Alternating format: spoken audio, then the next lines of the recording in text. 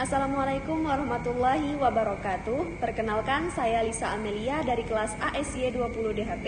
Di sini saya akan membahas tentang sejarah Abu Bakar Ash-Shiddiq dan Umar bin Khattab. Sebelumnya perlu kita ketahui tentang kepemimpinan Abu Bakar Ash-Shiddiq dan Umar bin Khattab. Abu Bakar Ash-Shiddiq dan Umar bin Khattab menjadi khalifah setelah Rasulullah SAW wafat. Abu Bakar menjadi khalifah pertama selama kurang lebih 2 tahun, yakni dari tahun 632 sampai 634 Masehi atau tahun ke-11 hingga 13 Hijriah. Sementara Umar bin Khattab menjadi khalifah dari tahun 634 sampai 644 Masehi atau 13 sampai 23 tahun Hijriah. Nah, sering nih dipertanyakan terkait bagaimana sih biografi dari Khalifah Abu Bakar Ash-Shiddiq dan Umar bin Khattab? Baiklah, saya akan menjawab. Abu Bakar Ash-Shiddiq lahir pada 573 Masehi dan meninggal dunia pada 23 Agustus 634 Masehi. Beliau merupakan sahabat sekaligus penasihat terdekat Nabi Muhammad SAW.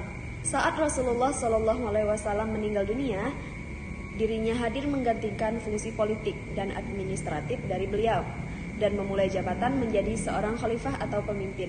Sedangkan Umar bin Khattab adalah khalifah kedua yang berkuasa pada tahun 634 Masehi sampai 644 Masehi. Dia juga digolongkan sebagai salah satu khulafaur rasyidin.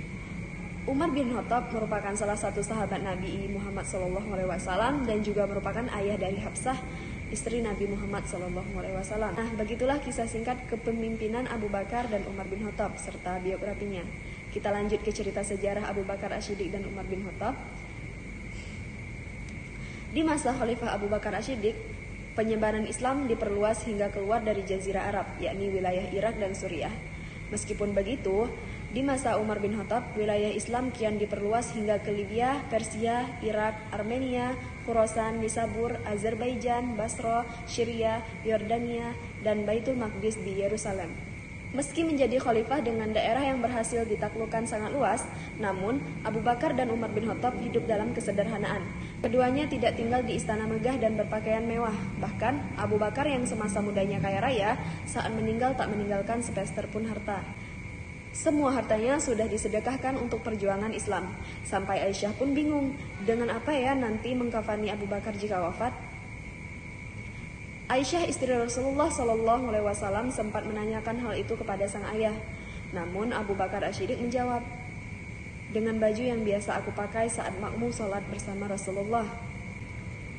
Aisyah tahu sekali bahwa baju itu sudah usang. Maka Aisyah pun menawarkan untuk membeli kain kafan baru. Namun Abu Bakar Ash-Shiddiq menolaknya. Menurut Abu Bakar, orang yang hidup lebih berhak menggunakan barang yang baru ketimbang orang yang meninggal dunia. Umar bin Khattab bersama dengan Utsman bin Affan, Thalhah bin Ubaidillah, dan Abdurrahman yang memakamkan jenazah Abu Bakar.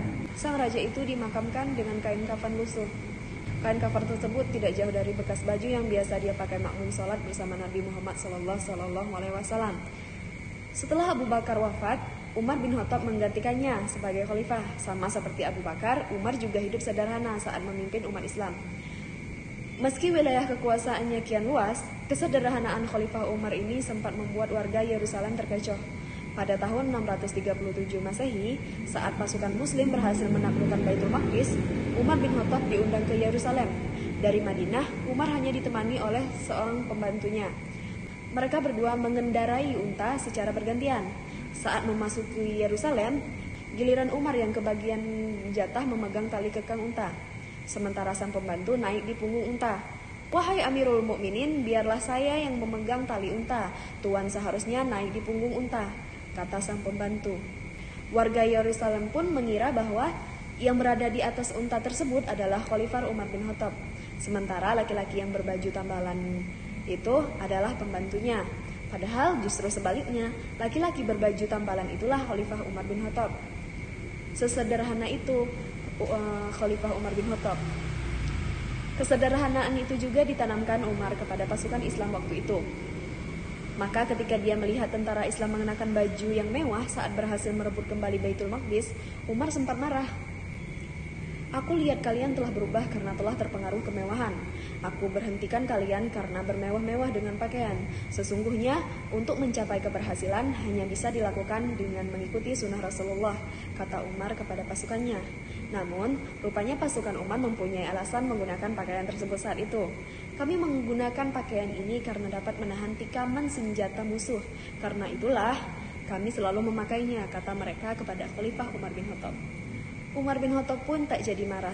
Dia mengizinkan pasukannya tetap menggunakan pakaian tersebut. Namun, sang Amirul Mukminin yang mendapat julukan Al-Faruq dari Rasulullah SAW itu tetap memilih menjadi khalifah yang sederhana. Hingga wafatnya pada 27 Zulhijjah tahun 23 Hijriah atau 644 Masehi, Umar tak menumpuk harta kekayaannya.